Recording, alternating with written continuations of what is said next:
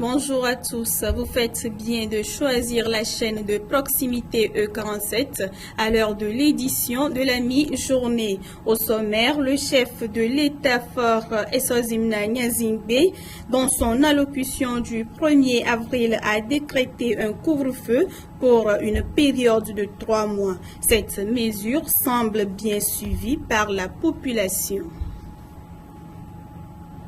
Le président de la République, dans son discours, est revenu sur les efforts du gouvernement dans ce combat contre le virus et les mesures prises pour atténuer ses conséquences économiques. À l'étranger, au Sénégal, Covid-19, le traitement à la chloroquine fait ses preuves. C'est tout pour les titres de cette édition et merci de nous choisir. L'une des mesures phares prises par le chef de l'État dans son allocution du 1er avril reste le couvre-feu décrété pour une période de 3 mois. Cette mesure, depuis ce 2 avril, est entrée en vigueur et semble bien suivie par l'ensemble des Togolais. Régis Talikpeti, Arsène Ponfon. C'est pour 3 mois. Tous ceux qui vivent à Lomé doivent rester chez eux. Ainsi en ont décidé les autorités togolaises dans la lutte contre la pandémie du coronavirus.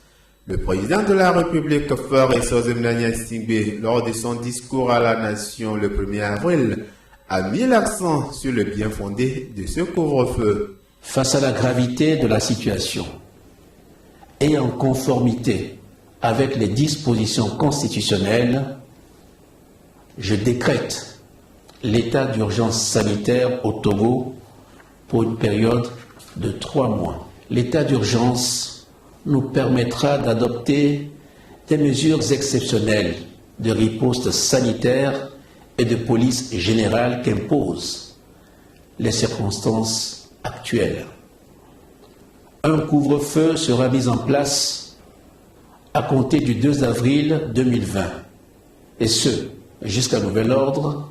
Il est par ailleurs créé par décret une force spéciale anti-pandémie composée de 5000 hommes qui sera chargée de veiller au respect des décisions prises dans le cadre de la lutte contre le Covid-19. Cette mesure, les habitants de la capitale l'ont bien respectée, comprenant son bien fondé.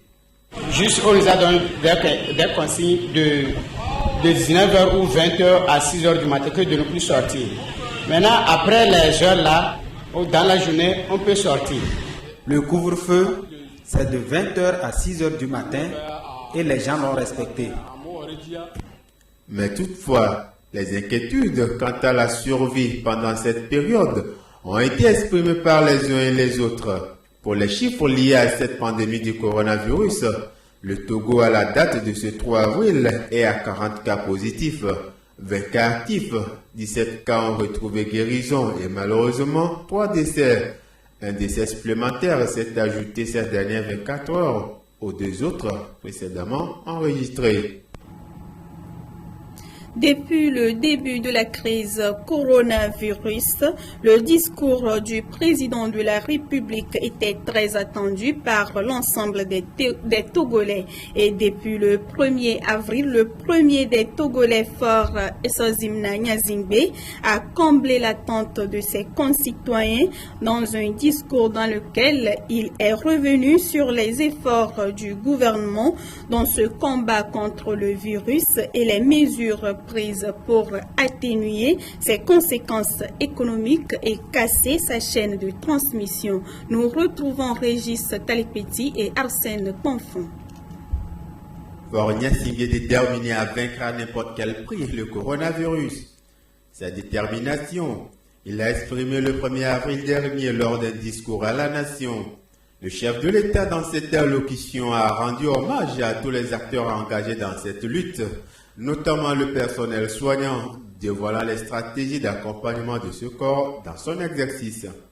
Notre stratégie est d'intensifier la surveillance et les tests en laboratoire, de sorte que les porteurs du virus puissent être rapidement identifiés est prise en charge de manière adéquate afin de rompre la chaîne de transmission.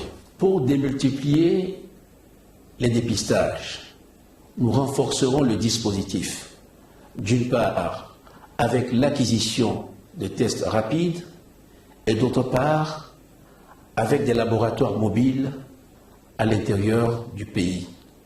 Il a par ailleurs décrété l'état d'urgence sanitaire pour une période de 3 mois, une mesure exceptionnelle qui met en relief la gravité de la situation.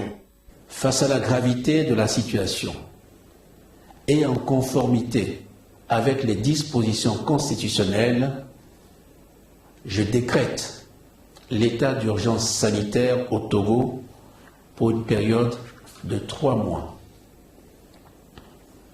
Cette disposition de notre Constitution, jamais mise en œuvre dans l'histoire récente de notre nation, est la preuve, s'il en était, de la gravité de la situation à laquelle nous sommes tous confrontés. L'état d'urgence nous permettra d'adopter des mesures exceptionnelles de riposte sanitaire et de police générale qu'imposent les circonstances actuelles. Un couvre-feu et une force spéciale de 5000 hommes permettront de bien mettre en application cette décision. Un couvre-feu sera mis en place à compter du 2 avril 2020, et ce, jusqu'à nouvel ordre, entre 19h et 6h du matin. Il est par ailleurs créé par décret une force spéciale anti-pandémie composée de 5000 hommes qui sera chargée de veiller au respect des décisions prises dans le cadre de la lutte contre le Covid-19.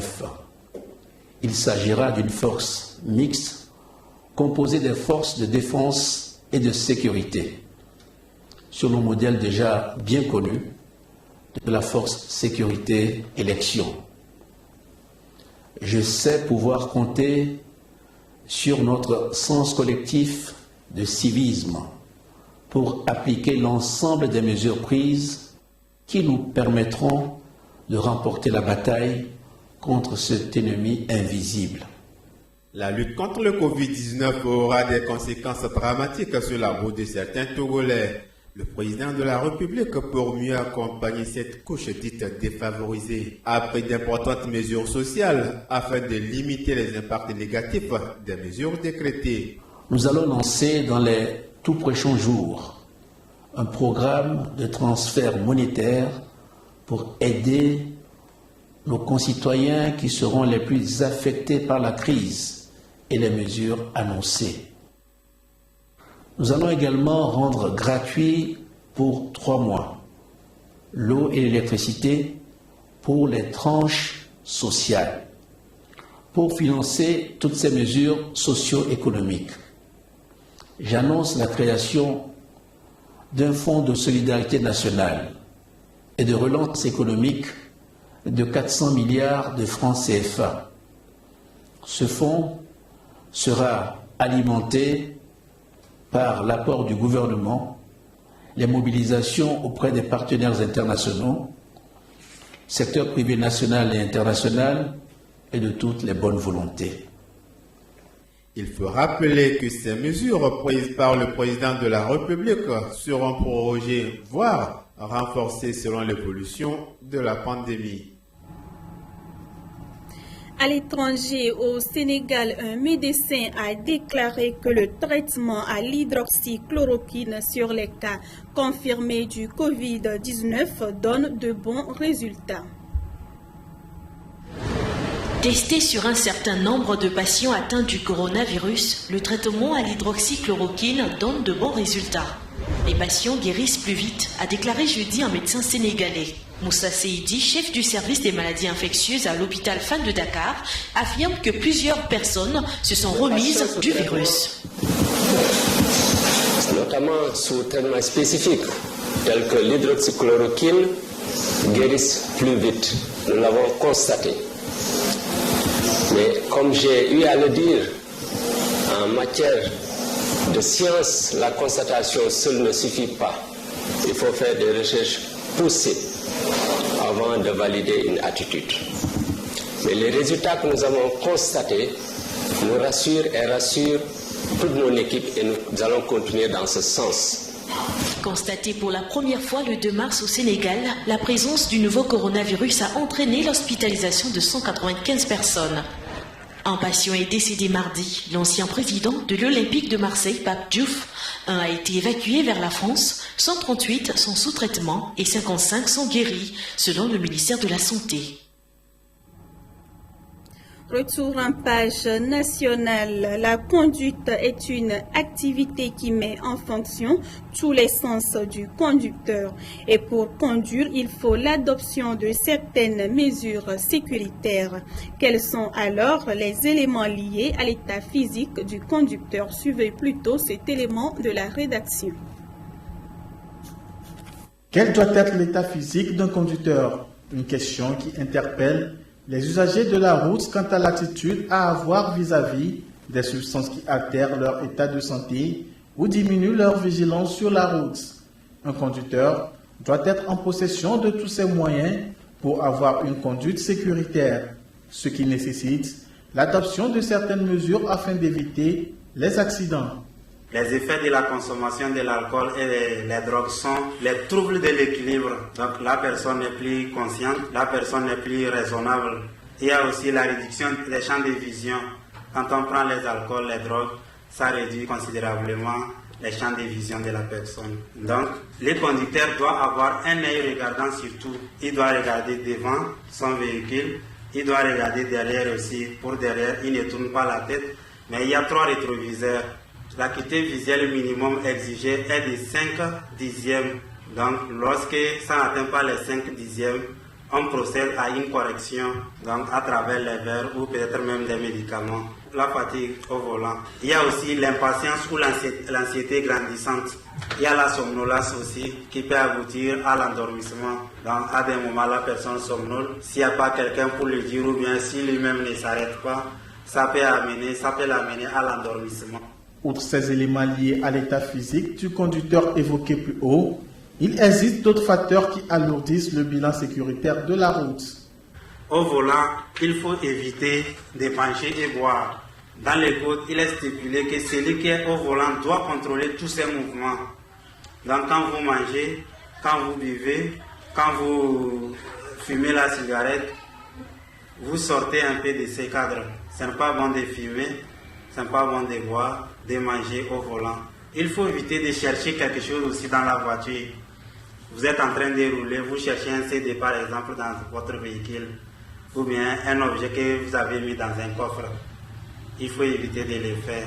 Le téléphone au volant, c'est surtout interdit, strictement interdit de prendre un téléphone lorsqu'on est au volant. Pour bien conduire et être attentif à tous les éventuels dangers présents sur la route, il convient d'être en parfait état de forme physique et psychologique, d'où la nécessité d'éviter ces substances nocives à la santé. La coiffure et l'esthétique figurent parmi les métiers considérés comme métiers de femmes. Cependant, certains hommes ont choisi d'exercer ces genres de métiers. Notre correspondant dans la région de la Kara, Yves Aguemon, a rencontré un esthéticien coiffeur à Kara. S'il est très rare de trouver des femmes exerçant des métiers perçus comme métiers d'hommes, la recherche devient encore plus difficile dès lors qu'on souhaite aborder la question sous l'angle opposé. Comment les rares hommes exerçant des métiers dits de femmes se sentent dans leurs fonctions?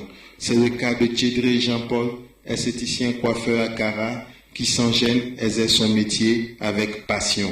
J'ai choisi ce métier par vocation, je l'ai aimé. Déjà après mes études, je me suis lancé à apprendre ce métier et je suis un homme, c'est pas facile, un homme se lance dans ce genre de métier. Et donc j'ai commencé ce métier en 2005 à Lomé et je me suis installé présentement à Kara. J'ai pas mal de clients dans ce métier et je me suis dit bon, il faudrait que je m'installe et je me mets à l'œuvre. Curieuse parfois, des clientes n'hésitent pas à venir se faire coiffer par un homme et finissent par tomber sous le charme de ces coiffures réussies. C'est vrai qu'au début, je suis venu par curiosité, parce qu'un homme qui fait les cheveux aux femmes, c'est rare dans la région. J'ai été surprise par le résultat et je suis devenue une cliente fidèle. Le fait d'être homme, ça ne gêne pas.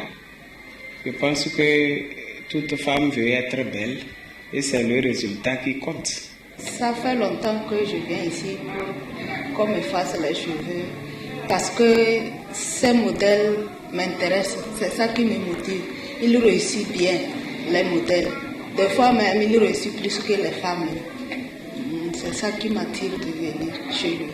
Malgré les préjugés des amis et des proches qui auraient pu le décourager, Tchédré Jean-Paul n'a cessé de croire en lui. Les gens ont souvent critiqué, toi un homme, tu devais faire un métier d'homme, tu devais apprendre la mécanique.